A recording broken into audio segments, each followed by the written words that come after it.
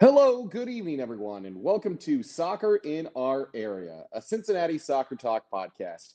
I'm your host, Nathan Forstoffel, and in this series, we'll be talking with people influential to the soccer culture in the Queen City and beyond. Tonight, I have the privilege to sit down with the manager and player of Valhalla FC, Anders Michelson. Welcome in, Anders. How are you feeling today? Phenomenal. The sun rose again this morning, so it's a great day.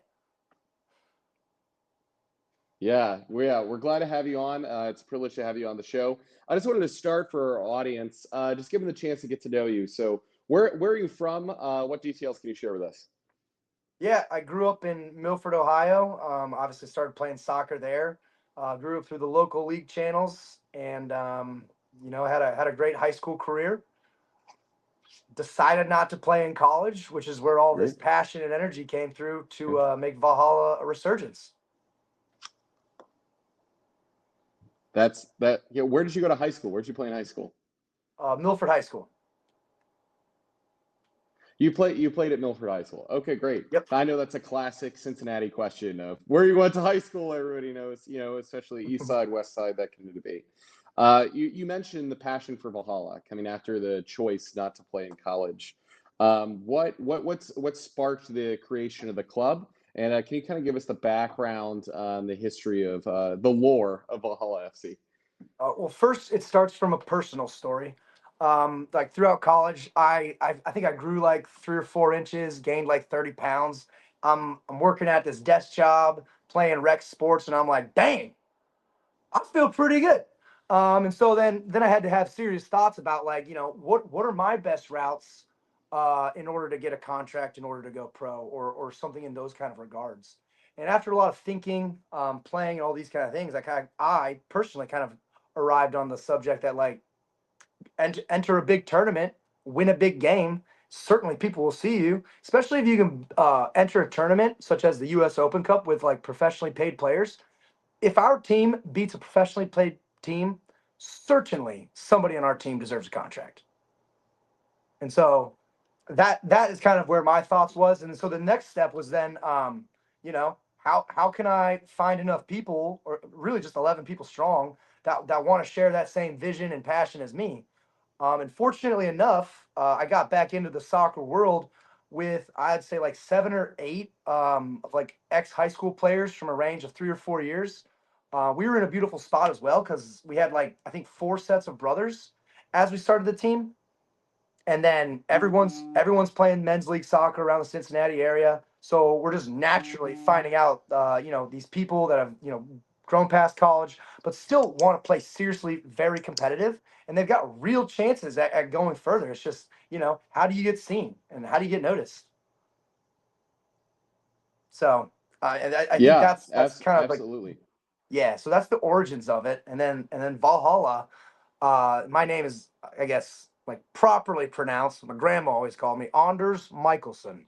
So we've got a strong Scandinavian heritage, and I just have always loved Viking culture. It's like, and then they have this is Valhalla is considered the up or the top tier Norse heaven. You can only achieve entrance to Valhalla, for example, if like you give your whole entire effort to the cause. So in a battle, for example, you'd never make it to Valhalla if you surrendered, you ran away. You literally have to die fighting, which comes to our slogan, which is victory or Valhalla, which means we are going to win or die, but we always win. So What Well, that is quite the back. I love the detail in even behind down to the bit of your name, right? And you yep. mentioned a little bit before the show, so it's listed a little bit on your website that your goal is to ascend to knockout stages in national level tournaments, right? To ascend to those heights. So that seems to reflect your goals and your vision seem to be aligned with your play and where you desire to go. But we'll get into that a little Yeah. bit. Um, can you go a little bit into what league that you play in and some of the other details? Are there any other teams that our audience might recognize from around the region? Oh, certainly so. So we were playing in the Ohio Valley Premier League. which has been an amazing league. And I don't know if they did this on purpose or not, but they're structured right around what's called the National Amateur Cup and the U.S. Open Cup, and it's a summer league right in the middle of them. So, in my opinion, it's one of the best timed leagues in the entire nation. And then we've got some deep rooted rivalries within Cincinnati with a team called Northern Kentucky Nitro. Yeah, so Northern Kentucky Nitro, right? I mean, we were talking a little bit before the show. Sean Eubanks, which is interesting. Your squad, I know they play indoors as well. I mean, on the counter season, right? They play in Massel. So Sean Eubanks, how is it? What is it like in your locker room to have him be a player and coach for you in during the indoor season, while also having him leading your Yeah, rival in the outdoor it's season? very interesting, honestly. I've known Sean for quite a while. We off the field, we might be able to call each other friends, but to be honest, most of the time we see each other through soccer. So he's not my friend; he's my enemy. Except for, as you mentioned, this MASL season. The Nitro decided not to make a team because of some conflicts. And so we got about half their players on our team right now. And it's great, honestly, because they've got a lot of good players. And we've got a lot of good players. So right now, we're kind of rounding out to the end of the season. We're in we got 2 games left, and they're both must wins in order to make it to the national tournament. So you're wrapping up indoor season now. What does that season look like for you compared to an outdoor season? It's wildly different. So we're in a regional league like we are in for the OVPL as well, but we've traveled as far as Milwaukee, Gary, Indiana. We go to Lafayette as well, and then Indianapolis, and we've also been to Elizabethtown.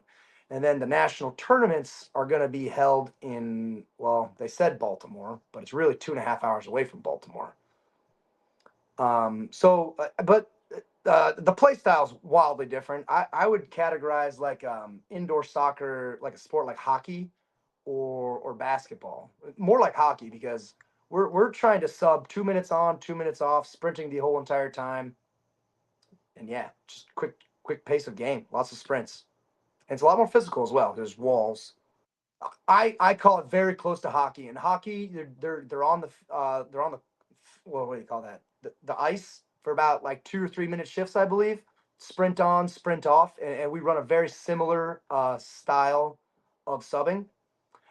It's very physical because you got the walls there, and then there's a whole different style of reffing that really gets me angry. Like I said, it's very close, very physical, and so there's a lot of subjectiveness in the nature of the reffing. Yeah. How does the indoor season prepare you for your outdoor push in the Ohio Valley Premier League? So I think the biggest benefit in the indoor realm translating to the outdoor field, because it really doesn't go the other way around. The outdoor game does not translate to the indoor game, but the indoor game can translate to the outdoor game. And the best example you see of that is in the penalty box or in the 16, Yeah. because the indoor game's all about movement, seeing where your players are. How can you kind of like deceive the other team and get like a back post tap in? And so like in the penalty box on a big field, I mean it's condensed. You got a little bit of bigger of a goal, but you're still trying to have those dynamic movements, vision, and know what your other team is doing. So it can, yeah, scoring, in my opinion, is big. Great. Why do you think the outdoor game doesn't translate well to the indoor game? I would say just primarily through defense. In the outdoor game, you're never marking a player. You never have to be aware of necessarily like an individual player. Oh, are you still there? Great. Sorry about the technical difficulties there. Just going to pop this in the recording. We were just discussing how the game transitions differently between the indoor league and the outdoor league, and I think you were just getting to something on the defensive side of the ball. Right. I was making the claim that outdoor transitions to indoor not as well as indoor transitions to the outdoor field. And I believe that for offensive, defensively, respectively. I think it's hard for an outdoor player to transition to the indoor game because when you're playing defense, it's a lot smaller of a court. You have to be in tandem with the other 4 players on the field, and you guys all have to be, in my opinion, Some people think you could go strictly zone, but I like to play like a man zone kind of thing. But you all have to be aware because if you're not marking a guy on the indoor field, that means 20% of the other team's open, and that's a significant number. Whereas on the outdoor field, you can technically let players get lost. I mean, it's so big, you're zoning, you're not following everybody exactly. With the indoor field, if you're not tracking a man, I think you're playing the game wrong. So that's some of the key differences in the indoor game. You said it's 5-on-5 then on the indoor compared to the 11 on the pitch and the outside? Correct, 5-on-5 plus a goalie. Great. 5-on-5 plus a goalie. What are some of the other major differences? I know that you said it's kind of like hockey. You can kind of play it off the boards, so to speak. Yeah. So Yeah. so What else is different in that game? Yeah. it's all walled. It's a lot more physical. There's a lot more leeway when it comes to reffing, which I rather hate. Some players get a larger gray area. Some players get a smaller gray area. It doesn't seem like I have a gray area at all. Uh, You sound like and every it, player I've ever spoken to. yeah, Yeah. that's probably Yeah. true as well. But you're Yeah. not allowed to wear cleats, so it's all got to be on turf shoes. For me, Oh, who's wow. who's an extremely like I'd say like just I mean like I'm just going for a lot of power right off the first thrust. So it took me like 2 years to not slip. So just controlling my movements, which again, that's helped me a lot on the outdoor field because I don't need to be going 100% all the time. And then I would say the other biggest difference is the ball. The ball is also different. It's heavier. Yeah. Oh, it's heavier. Yep. Same size still? Yep. Interesting. Interesting. And what does your roster look like then? Is it a lot of the same guys from the outdoor league, from Yes. your OVPL play that are in the same We roster? Yeah, it kind of changes a little bit because we lose because some of our college players. But I would say it's like 70% the same. 70% the same. How many people do you have total on your roster? So for a game, like I said, it's five plus a goalie on the field, and then every position will have like a direct sub. So in an ideal game, we'll have 11 players rostered. But of course, you always want extra because you can't predict the future or freak accidents, other things like that. So we'll generally come with about 12 to 13. 12 to 13. And Yep. you have 12 to 13 for the outdoor game as well? I mean, actually, that's probably about right. Yeah. Yeah. Okay. So you're running pretty thin on subs sometimes. Well, Most of your guys are playing full 90s. correct, and that's definitely by design. Like nobody wants to come to a soccer team and not play in the games. So, and I Mhm. know I've gotten a lot of like I'd say kickback on this. Like you need to bring 18 players to a game no matter what. But I don't know. It's like I get to make the decisions. So I'm not going to travel with somebody that's not going to play. I don't think they want to do that either. I mean, certainly I'm just open and honest about it, and then I like let them make the decision. And a lot of times they actually choose to come. So yeah. Yeah. What would you say is the primary demographics of your roster composition? I know you mentioned college students. Where are these students drawing from? Why would they play for Valhalla FC instead of maybe a USL2 side like King's Hammer in town, or all the other options that they have? Yeah, well, so we're losing two of our college players last year to the Dayton Dutch Lions this year, but Yeah, they want to play with us, and we get a lot of our players from Northern Kentucky University, which was a blessing for us. Really, they're called the NKU Norse, and of course we are Valhalla, so it's a natural yeah. fit. Natural But link. Yeah, yeah, in 2018, we had a player named Finn Salos, and he had a brother at Brody at the school, and they are. I mean, they're amazing soccer players, and then they're incredible human beings as well. And so they've really facilitated that interaction since then. And then ever since then, because it only takes one person to make a connection. Ever since then, we've had like a good relationship. yeah. How do people get involved with your club? I mean, you mentioned you have a good relationship with the NKU Norse, but Yep. how do you do getting people involved in your roster and the business structure, your side of that? How do you invite people into Yeah, so that? I will say primarily, we've picked up most of our players through men's leagues and Gotham League, and all these things. And we're not, we're obviously looking for the people that are there every week, the guys that are really trying and putting their most effort in. And then we just walk up and say, hey, you wanna play like more competitive? And most of the time the answer is yes. And that's awesome. And then occasionally, actually more uh, more now than in years past, but I'll get a lot of messages through our website, through social media channels about players just asking to come try out and play and practice. So I mean, we invite everyone, and then if they're not very That's great. good, we just tell them not to come back. Constant wheel of scouting, and keeping the eyes forward, right, towards your further ambitions. We touched on it Oh yeah. a little bit earlier on in the show that you have ambitions. One of the things that's listed right smack on the front page of your website is that you want to reach the professional stage of the Lamar US or the Lamar the Open Cup, the U.S. Open Cup, Lamar Hunt U.S. Open Cup. How close have you been to achieving that goal, and what are some next steps that you need to take to start that qualification process? Yeah, I want to be very clear. It is our only goal. Like that is the penultimate goal. That is what everyone strives for. Because as I said earlier, if we can beat a team in those kind of caliber of stages, I would think there's reason to believe that at least one person on our team should get signed to a professional level team, like without a doubt. Um, so having said that, 2 years ago, we made it through all five stages to the final stage. We hosted the Chicago House AC in Milford, and we lost. They scored two goals in the last, I'd say, like 5 to 10 minutes. We were up 1-0 the whole game. So that was really tough loss for us. They're a team with a lot of money behind them, a lot of support. I think it was like the ex Chicago Fire's president that started them. So I mean, they nothing away from them. They played a good game, but we had the chances, we had the opportunities. That could have been our moment to seal that deal. Anyways, moving on to the next year, we played a team called Southern Indiana FC, and again, it kind of goes the same story. I mean, most players probably say this, but like we beat ourselves in almost every game we lose. I don't think like rarely does another team have like a better player or more athletic people, better soccer players. Rarely ever comes to that. It really comes down to us shooting ourselves in the foot somehow. So, but Southern Indiana FC, we lost to in the first round.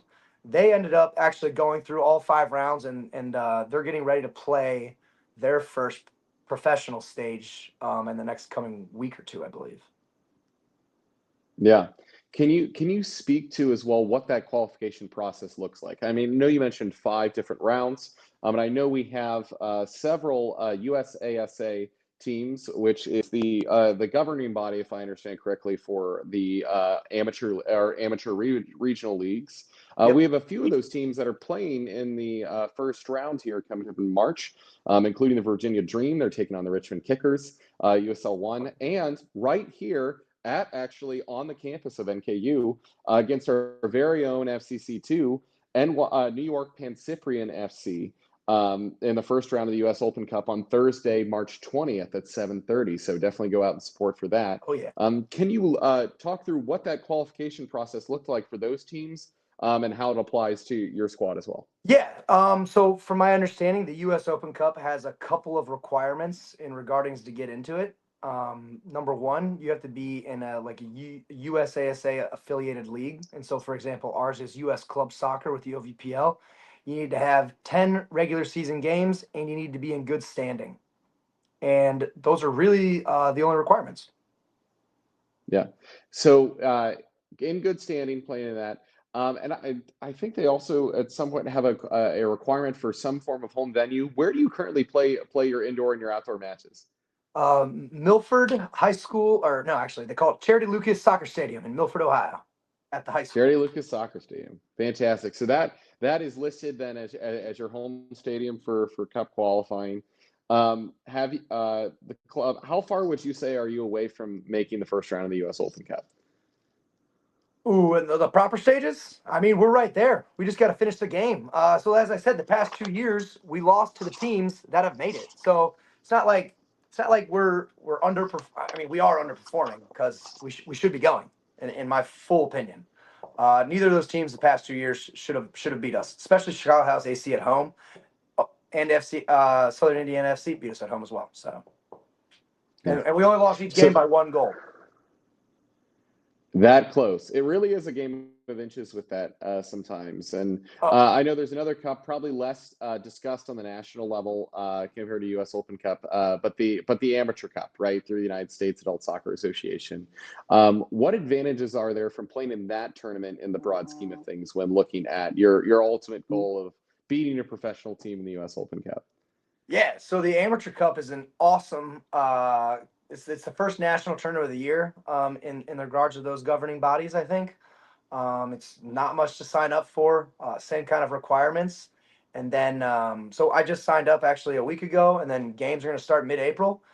Every game that you win will actually you'll receive some money from, and then if you win the tournament, you are guaranteed into the proper stages of the Open Cup. So one could say, Wow. yeah, it's there's a double jeopardy for amateur teams. The first is the Amateur Cup, and then the second one is entering just the regular stages. That's quite a prize because that tournament is towards the beginning of the season, if I'm understanding right. Correct. Yeah, it starts in the So mid-April. so it's a similar structure because your season begins in June, right? Yes. Or May, it begins in June. Okay, so it's a No. preseason. Yeah, like end of May, beginning of June. End of May, beginning of June. All right, so you're getting the team together. You're in preseason at this point. It's Correct. almost similar to CONCACAF Champions Cup for MLS squads. You're starting at the Yeah. beginning of this thing, beginning of the season. What does that look like from a match fitness standpoint? That is a huge prize going into the proper rounds for a tournament that's even before the amateur season begins. So how do you handle match fitness and getting your team ready for something with such high stakes at the beginning of the season? Well, it starts with the first outdoor practice tonight, Wednesday at 9 o'clock. So we're getting it going. Yeah. What is so the OVPL, right? You have a 10 game season. Is that correct? Yes. 10 game season do you have playoffs after that? What a postseason structure look Yes. like? So then there'd be 2 games after that. So last year we went 10-0. Then they have a divisional 1 and 2 seeds from your division play each other. So actually sorry. No, we went 9-1 because Northern Kentucky Nitro beat us in the last game of the regular season.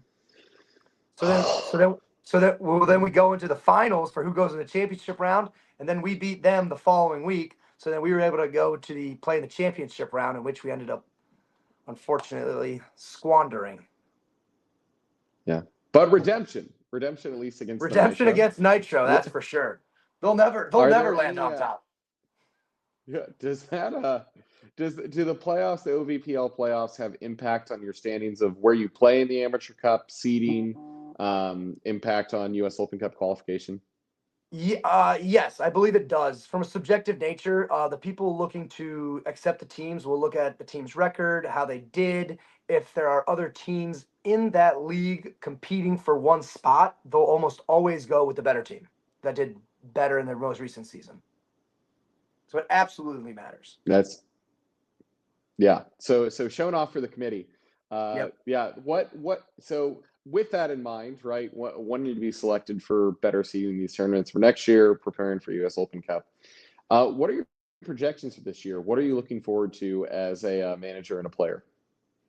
So we're gonna have a lot of new players this season. We've and like as we've talked about the indoor season, it's a really good opportunity for us to get new players and kind of keep them around. So we've got 3 or 4 new players from different states, different countries that I'm really excited about this year because we're also missing a couple players. Got some players doing like, for example, the Dayton Dutch Lions. We've got a couple of Kings Hammers players that are going to play in the USL too. I don't agree with any of their decisions. They've all told me that they want to play for Valhalla the most. The only I would say the only thing that we don't have that those other things offer is practice every day, right? So. Yeah. What do your practices look like? How many? We're looking. This will be the first practice, and right now I think we're looking at like 15, 16 people. So. Great. And that's 3 times a week, 5 times a week? Oh no! So just once a week on Wednesdays. Once a week on Wednesdays. That is impressive. And you put together quite a record to show for it, Yeah. even just the one practice a week. Well, it's because the beautiful part is, and this is also, I would say, like a fundamental belief of mine, is that you're not going to go pro by going to practices. You're not going to go pro by listening to some coach teach you how to play a game. Because at the end of the day, it's like how do you put the ball in the net better than somebody else? And the only, again, I'll reiterate, the only way you're going to go pro is that if you do it on your own time with your own passion, and like you are your own champion. Like I don't think there's any other way. So it's kind of, I guess I provide that framework, and we get together once a week because it is important to know your teammates and build chemistry. But yeah, Mm. so we oh Yeah. yeah, then touching on that one more thing, like we're only getting people on our team that have that passion, that energy. So it's like you don't have to like motivate these people to go out and work and try hard because they're already doing it. People, and then picking up people in the amateur leagues, they're already playing 5 or 6 days a week. So Yeah. Yeah. I'd be intrigued to hear Coach Goff's take on that. Definitely the personal motivation is a big part of it for sure. Where do you think, just transition a little bit to where do you think this club's going to be 5 years down the road? Where do you see it? Where do you see it going? yeah, and we're definitely in that stage right now. We got a lot of talks. I've been looking at a lot of things. Uh, my dream would be to build a turf field and start sort of like an academy. Because I mean, I don't know where the direction it could go. And then if that happens, it's just phenomenal. We would always keep the team, like the top team, because that's the inspiration. Everybody wants the top goal. Everybody wants those things. You want to have something to work towards.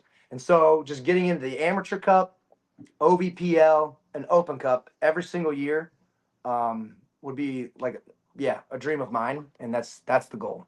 And then on top of that, building a turf field, creating a club. Milford is kind of becoming a little bit of a soccer hub with you being there in Milford and a potential, I mean, turf that you're saying that you would add there, in Mm-hmm. addition to Mercy Health Training Center is right down the road Yeah, then which as well we've there in we've Milford. we've scrimmaged FC Cincinnati's second team once, and we've scrimmaged Wow. their third team like 5 times now. So got a Yeah, little bit. how did those turn out for you? What did that look like? When we played the second team, we kept in it for like the first 30 minutes, I would say, and then they had one guy who eventually got signed to the first team. I think like a couple of weeks Mhm. after that, he just he didn't do anything special. It was just all very clean, everything like that. He scored like 5 goals in a row. We were just like, oh, ouch. Yeah. Did you But play at Mercy Health then yeah, yeah, at the training center together? Wow. yep. That's a And great then opportunity. How was that set up? How did you engage with them to get that opportunity as an amateur squad? yeah, so a couple of one of our players works full time with them. So we were able to kind of get integrated through their staff, and I know he works with the coaches and the team and all that kind of thing. So after a couple of conversations, they asked Jalen is who the person is. They asked Jalen if we could set up a game with Valhalla, and as soon as they messaged me, I'm like, absolutely yes. Absolutely. Yeah. I mean, you would hope. I mean, ideally, I mean, we mentioned Pan Cyprian FC. That's the exact kind of position that you want to be in. Play. I mean, you get the chance to play the second team. Yeah, It's a precursor of. I mean, eventually of where you want to be, and that's the level of competition that you want to elevate to. I mean, those for are sure. paid professionals in a room. You can learn a lot even just in 90 minutes of being on the same pitch as them. So that's a huge opportunity. It's very true. Yep. Yeah, huge opportunity. That definitely helps you towards your goal of eventually getting to the U.S. Open Cup. It does. That sounds like a good outline of where you want to be 5 years down the road. It also leads us into my next question of FCC is obviously the dominant force in soccer culture here in the Cincinnati region, but there's also King's Hammer. There's also FCC2. I mean, there's a Dayton Dutch Line. I mean, there's a ton of these clubs across the region. Where do you think you fit as a club into the soccer culture here in the city? I think we're better than those teams. I think we could have easily beaten Kings Hammer with our team last year, and we could have crushed Dayton Dutch Lions. And I think it really points back to, so they're politicized. They're always picking up younger players. They're not sticking with players long term. We will stick with anybody that wants to put their full heart and desire into it. So like they're rotationing. They're getting rid of players. They're moving people on. They're taking 1 year at a time. We'll stick with somebody for as long as they want to give their full effort. Yeah. So I, What, th- I think what I think we get a lot of advantages in that. It allows us to build our chemistry a lot better. They might have younger, more fit players, but I think we've got the quality that beats them. yeah. What role do you see Valhalla FC in growing the game here in Cincinnati? I would love to see like just more social medias. So yeah, I could see us getting into just like online banters, just trying to pull Cincinnati into it through drama related things, with Nitro. I'd like to talk crap about King's Hammer. They're trash. Dayton Dutch Lions, we would stomp. Um, yeah, and then go out and play them, and then see what So happens. encouraging people to engage with the amateur levels and the level soccer at various levels through rivalry. Yeah, You're getting the human interest in. Yeah, that is a big hook for many. The passion, soccer. It was one of the things that drew me into the sport was just seeing the passion at every level of the game. My first professional soccer match that I went to was an FC Cincinnati game, and I realized I'm like it's lightning in a bottle, right? And so yeah. what like I mean, and to see that applied at the various levels of the game, how do you continue to bring the energy and the support for your club as in growing the game in the city? Uh, that's a tough one to answer. I could go a lot of different routes with this, but number one, yelling. There's a lot of energy and excitement in yelling, and just getting excited. Like it's fun, just in showing your excitement. There's no reason to keep it in. There's no reason to stay silent. Like if you score a goal, freaking shout, cheer, do everything. Like it's just so yeah, just excitement, just overall. Like as you said, it's like lightning in a bottle. I'm gonna open it up. Yeah, there is a light. There's a lot of excitement for the game here in Cincinnati. That is clearly evident as we've seen here today. This has been Anders. You said Michelson? Yes. Michelson. Anders Michelson from Valhalla FC. Thank you so much for coming on today. Where can we find you and Valhalla online and on socials? You can find us on Instagram at Valhalla FC, and then on Instagram has got a link to our Wix site, which has got some short messages about our club and things like that.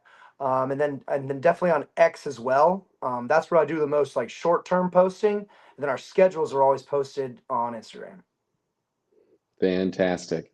That's going to be a wrap for us this evening. Anders, thank you so much for joining us. Make sure that you Wait, follow at Cincy Soccer Talk on socials for more content like this, or subscribe to us on Patreon. I'm Nathan Forstoffel, and this has been Soccer in Our Area. Have a good night, everybody.